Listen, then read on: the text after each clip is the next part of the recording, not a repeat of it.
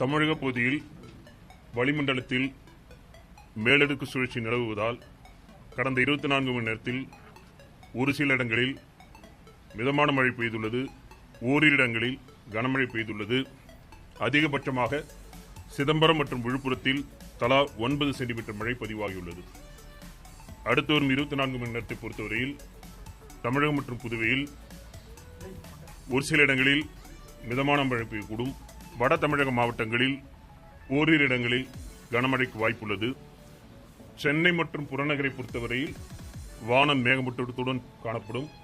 ஒரு சில முறை மிதமான மழை பெய்யக்கூடும்.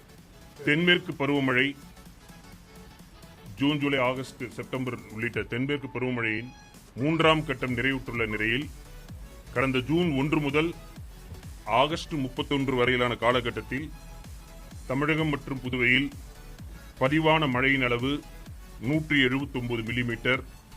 இந்த காலகட்டத்தின் இயல்பு அளவு 204 மில்லிமீட்டர்.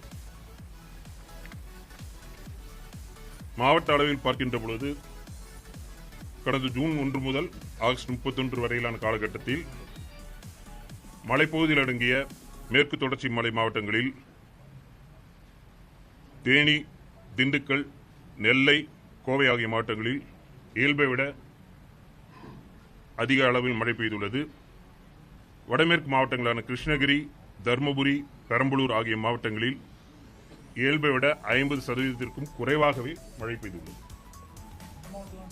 கிருஷ்ணகிரி, தருமபுரி, பெரம்பலூர் ஆகிய மாவட்டங்களில் 50% அதிகமாக குறைவான மழை பெய்துள்ளது.